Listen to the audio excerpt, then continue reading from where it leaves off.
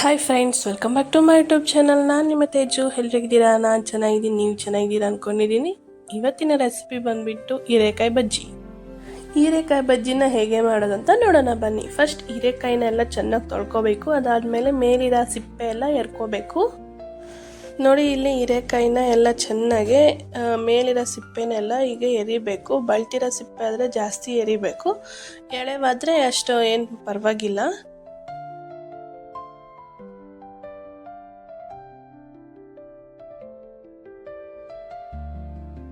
ನಿಮಗೆ ಇದು ಗೊತ್ತಾ? ಹೀರೆಕಾಯಿ ಸಿಪ್ಪೆ ಎರೆದಿರ್ತೀವಲ್ಲ, ಆ ಸಿಪ್ಪೆದಲ್ಲಿ ಚಟ್ನಿ ಮಾಡ್ತಾರೆ. ನಿಮಗೆ ಈ ವಿಷಯ ಗೊತ್ತಿದೆಯೋ ಇಲ್ಲ ಅಂತ ಕಾಮೆಂಟ್ ಬಾಕ್ಸಲ್ಲಿ ತಿಳಿಸಿ. ಇನ್ನೊಂದು ಸಲ ನೆಕ್ಸ್ಟ್ ಟೈಮ್ ನಾನು ಹೀರೆಕಾಯಿ ಸಿಪ್ಪೆ ಚಟ್ನಿ ಮಾಡಿದಾಗ ಶೇರ್ ಮಾಡ್ತೀನಿ ಖಂಡಿತವಾಗ್ಲೂ. ಇಲ್ಲಿ ಮೇಲೆ ಸಿಪ್ಪೆ ಎಲ್ಲ ಎರೆದಾದ್ಮೇಲೆ ಈ ರೀತಿ ಆ ಕಡೆ ಈ ಕಡೆ ಎಲ್ಲ ತಕ್ಕೊಬಿಟ್ಟು ಸಣ್ಣದಾಗೆ ಹಚ್ಕೊಂಡು ಇಟ್ಕೋಬೇಕು. ಇಲ್ಲಿ ಒಂದು 4-5 ಮೆಣಸಿನ್ಕಾಯಿ ತಗೊಂಡಿದ್ದೀನಿ ನಾನು.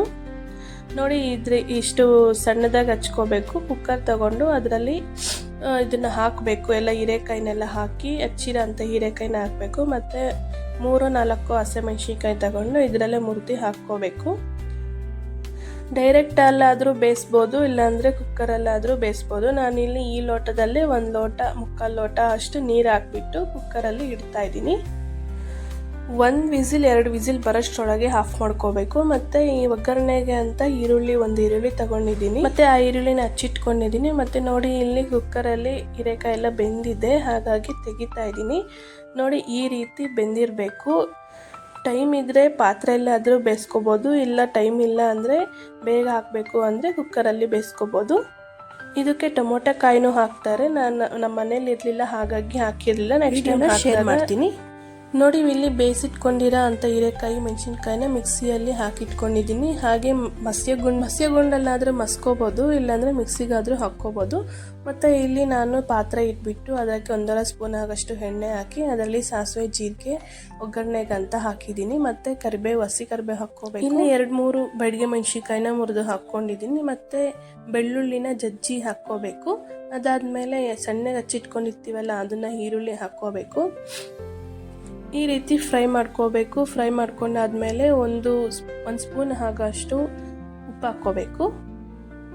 ಎಲ್ಲ ಚೆನ್ನಾಗಿ ಮಿಕ್ಸ್ ಮಾಡ್ಕೋಬೇಕು ಉಪ್ಪು ಹಾಕ್ಕೊಂಡ್ಮೇಲೆ.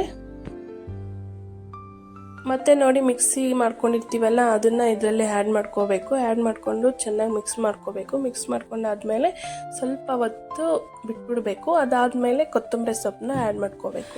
ಈ ಹೀರೆಕಾಯಿ ಬಜ್ಜಿನ ಚೆನ್ನಾಗಿ ಕುದಿಯೋವರೆಗೇನು ಬಿಡೋ ಅವಶ್ಯಕತೆ ಇಲ್ಲ. ಸುಮ್ಮನೆ ಸ್ವಲ್ಪ ಬಿಸಿ ಆದರೆ ಸಾಕು.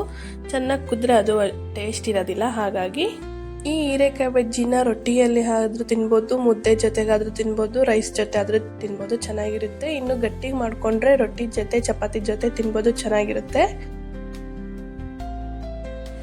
ನೀವೊಂದ್ಸಲ ಮನೇಲಿ ಟ್ರೈ ಮಾಡಿ ಹೇಗೆ ಬಂದಿದೆ ಅಂತ ಕಾಮೆಂಟ್ ಬಾಕ್ಸಲ್ಲಿ ತಿಳಿಸಿ. ಯಾರಿಗೆಲ್ಲ ಈ ವಿಡಿಯೋ ಇಷ್ಟ ಆಗಿದೆ ಲೈಕ್ ಮಾಡಿ, ಶೇರ್ ಮಾಡಿ, ಸಬ್ಸ್ಕ್ರೈಬ್ ಮಾಡ್ಕೊಂಡಿದ್ದಾರೆ ಸಬ್ಸ್ಕ್ರೈಬ್ ಮಾಡ್ಕೊಳ್ಳಿ. Thank you for watching. ಇನ್ನು ಈ ಥರದ ವೆರೈಟಿ ರೆಸಿಪೀಸ್ ಬೇಕು ಅಂದರೆ ನನ್ನ ಚಾನಲ್ನ ಸಬ್ಸ್ಕ್ರೈಬ್ ಮಾಡೋದು ಮಾತ್ರ ಮರಿಬೇಡಿ. Thank you for watching. Next ವಿಡಿಯೋಲಿ ಸಿಗ್ತೀನಿ. ಬಾಯ್ ಬಾಯ್.